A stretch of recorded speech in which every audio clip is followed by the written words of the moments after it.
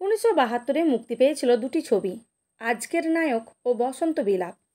একটি ছবিতে ট্র্যাজেডি আর অন্যটিতে কমেডি। দুটি ছবিতেই সমানভাবে সফল।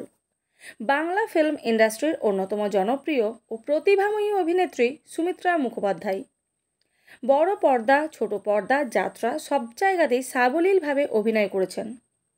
এত নামী একজন অভিনেত্রী, কিন্তু পাননি কোনো নামি দামি পুরস্কার। তাকে যথাযথ সম্মান দেয়নি বাংলা চলচ্চিত্র জগৎ। কষ্ট শুধু অভিনয় জীবনেই নয়, ব্যক্তি জীবনেও নিদারুণ যন্ত্রণা সহ্য করতে হয়েছে অভিনেত্রীকে। এমনকি একসময় অবসাদ গ্রাস করেছিল সুমিত্রা মুখোপাধ্যায়কে, আর তারই জেরে আত্মহত্যার মতো চরম সিদ্ধান্তও নিয়েছিলেন তিনি। সব দিক থেকে পেয়েছেন শুধুই অবহেলা, কোথাও পাননি যোগ্য সম্মান।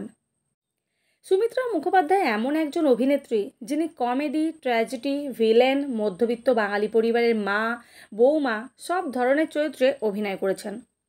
নায়িকা হওয়ার বাসনা তেমনভাবে ছিল না, মারাত্মকভাবে ভালোবাসতেন অভিনয়কে।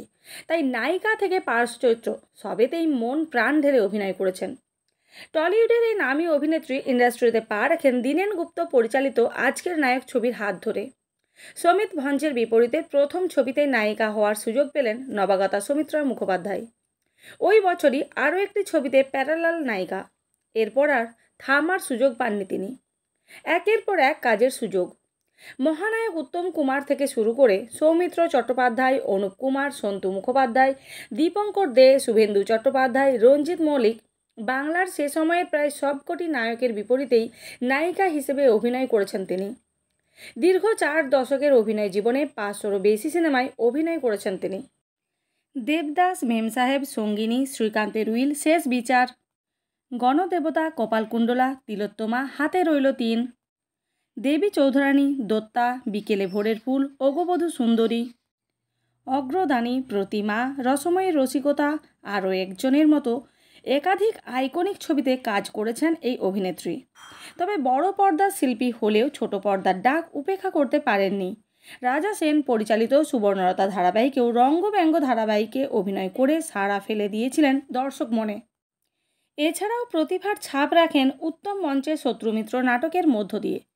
একদিকে যেমন দেবু পণ্ডিতের গৃহিণী হিসেবে সহনশীলা গ্রাম্যবধূকে তুলে ধরেছেন গণদেবতা ছবিতে, তেমনি আবার গগন সেনের দাম্ভিক স্ত্রীর ভূমিকাতেও ফাটাফাটি অভিনয় ওগবধূ সুন্দরী ছবিতে।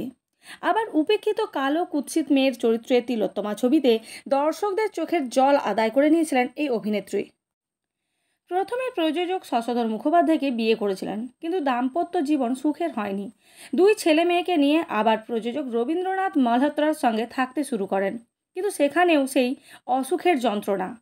একদিকে মানিয়ে চলা, অন্যদিকে এই সম্পর্কের কারণে ইন্ডাস্ট্রি থেকে পরিচিত সকলের কাছ থেকে কটূক্তি শোনা। দুইয়ের কারণেই জীবনে ছিল না কোনো শান্তি। একসময় ড্রাগসে আসক্ত হয়ে পড়েছিলেন অভিনেত্রী সুমিত্রা মুখোপাধ্যায়। এত কাজ করেও শেষে দেখা দিয়েছিল অর্থাভাব, আর তাই অসুস্থ শরীরে কাজ করে যেতে হচ্ছিল অভিনেত্রীকে। এক আকাশের নিচে ধারাবাহিকে আম্মার চরিত্রে অনবদ্য অভিনয় করেন এই অভিনেত্রী। চরিত্রটি যথেষ্ট জনপ্রিয়তা লাভ করেছিল সেই সময়।